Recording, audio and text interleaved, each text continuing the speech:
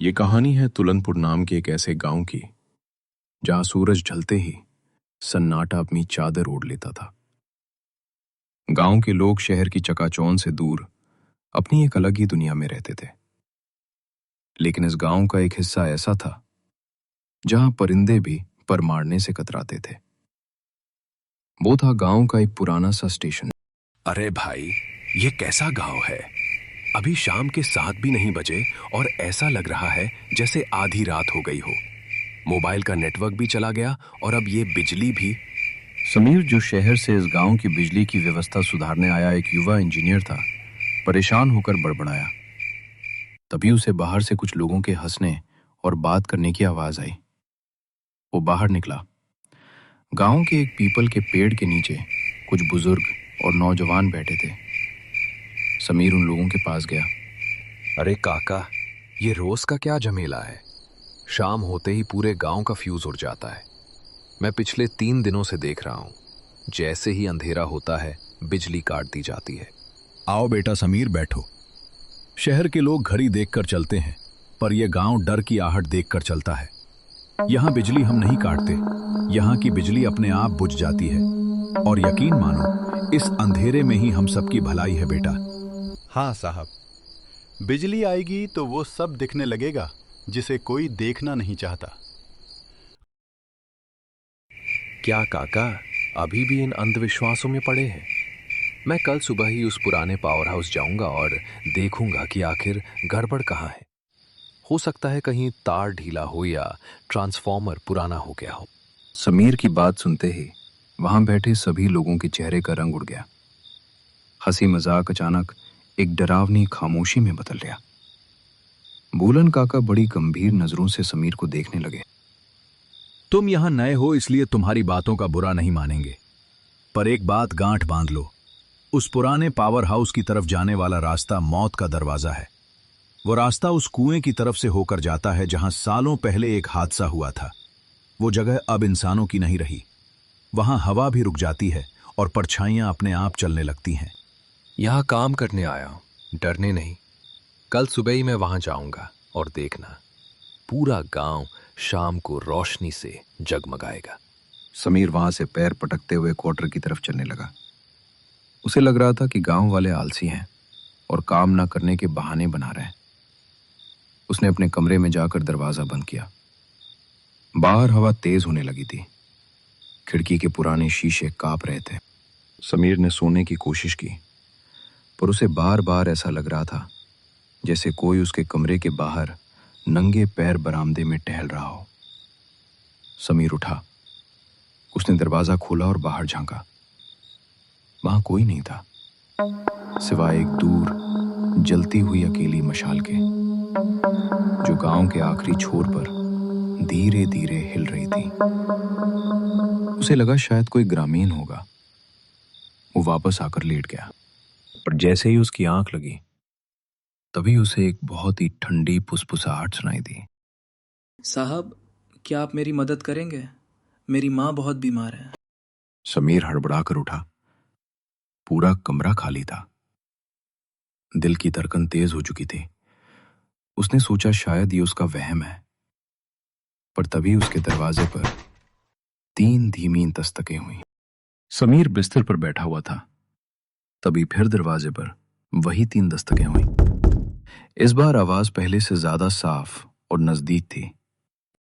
समीर ने कांपते हाथ से कुंडी खोली। सामने एक युवा खड़ा था। उसका चेहरा इतना सफेद था मानो उसमें खून की एक बूंद भी ना बची हो। तुम कौन हो? इतनी रात को यहाँ क्या कर रहे हो? तुम्हें पता नहीं कि ये सरकारी क्वार्टर है? माफ करना, मेरा नाम रुद्र है। मैं पास वाले खेत के घर से आया हूँ। मेरी माँ की तबीयत बहुत खराब है। उन्हें तेज बुखार है और सांस लेने में तकलीफ हो रही है। इस बारिश में कोई मेरी मदद नहीं कर रहा। सब ने अपने दरवाजे बंद कर लिए हैं। साहब, मैंने सुना है आप शहर से आए हैं। आपके पास दवाइयाँ होंगी, कृपया मेरे साथ चलिए। समीर को एक पल के लिए अजीब लगा, पर एक बेबस बेटे की पुकार सुनकर उसका दिल पसीज गया। उसे बूलन काका की बातें याद आईं, पर उसने सोचा शायद कोई वाकई मुसीबत में है। देखो रुद्र, मैं कोई डॉक्टर नहीं हूं, मैं तो यहां बिजली का काम देखने आया हूं। पर हां, मेरे पास प्राथमिक उपचार की किट है। तुम डरो मत, अभी लेकर आता हूं। क्या तुम्हारा घर बहुत दूर है? नहीं साहब, बस उस पुरानी पगडंडी के पास जहाँ वो पुराना कुआं है। हम पगडंडी से जाएंगे तो जल्दी पहुंच जाएंगे। समीर अंदर जाकर कुछ दवाइयां अपनी जेब में डाल लिया और रुद्र के पीछे पीछे चलने लगा। जैसे ही वो क्वार्टर से बाहर निकले, सन्नाटा और गहरा हो गया। गांव की गलियां सुनसान थीं। रुद्र आगे आगे चल रहा था और अजीब बात यह थी कि उसके चलने की कोई आवाज नहीं आ रही थी। समीर को सिर्फ अपने भारी चप्पलों की आवाज सुनाई दे रही थी। रुद्र जैसे हवा में तैर रहा हो। वे धीरे धीरे उस पुराने सब स्टेशन वाले रास्ते की ओर बढ़ने लगे।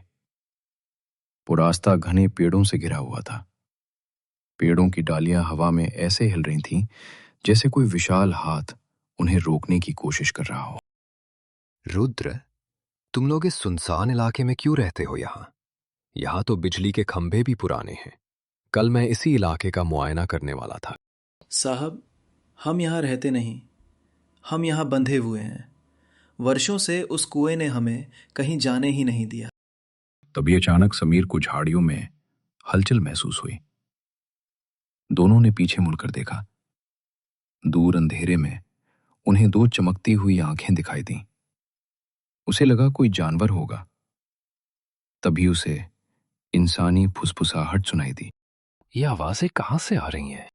आप बस चलते रहिए, रास्ता थोड़ा कठिन है। आवाज़ों पर ध्यान मत दीजिए साहब। अब वो तो बस भटके हुए लोग हैं। हम पहुंच गए हैं। देखिए, वो रहा मेरा घर। समीर ने सामने देखा। एक पुराना जर्जर घर अंधेरे के बीच खड़ा था। घर के बाहर एक टूटा हुआ बिजली का खंभा जमीन पर गिरा पड़ा था। जैसे ही समीर उस घर के पास पहुंचा, उसे बहुत तेज सड़न की बदबू आई। ऐसी बदबू जैसे कोई चीज महीनों से वहां मरकर। साहब अंदर चलिए, माँ अंदर इंतज़ार कर रही है। और याद रखिएगा, अंदर जो भी देखें घबराइए मत, वो हमारी मजबूरी है। समीर का मन कह रहा था कि यहां से भाग जाए, पर उसके पैर जैसे जमीन से चिपक गए थे।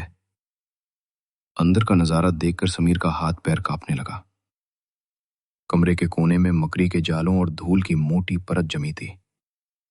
कमरे के अंदर की हवा इतनी भारी और बदबूदार थी कि समीर को सांस लेने में तकलीफ होने लगी। एक पुरानी लकड़ी की खाट बिछी हुई थी, जिस पर सफेद चादर से ढकी एक आकृति लेटी हुई थी। रुद्र, रुद्र कहाँ हो तुम? यहां इतनी बदबू क्यों है? और ये तुम्हारी मां, क्या ये सो रही हैं? लेकिन कमरे में कोई जवाब नहीं आया। समीर ने घबराकर पीछे देखा। रुद्र, जो अभी तक उसके ठीक बगल में खड़ा था, वो अचानक गायब हो चुका था। तभी खाट पर लेटी हुई आकृति में हलचल हुई। चादर धीरे धीरे नीचे खिसकी और एक बेहद भयावह चेहरा सामने आया। उसका चेहरा झुर्रियों से भरा हुआ था। आंखें धसी हुई थीं और रंग बिल्कुल राख जैसा था। उसने अपनी सूखी पीली आंखें खोली और सीधे समीर की तरफ देखने लगी। समीर के गले से आवाज नहीं निकल रही थी।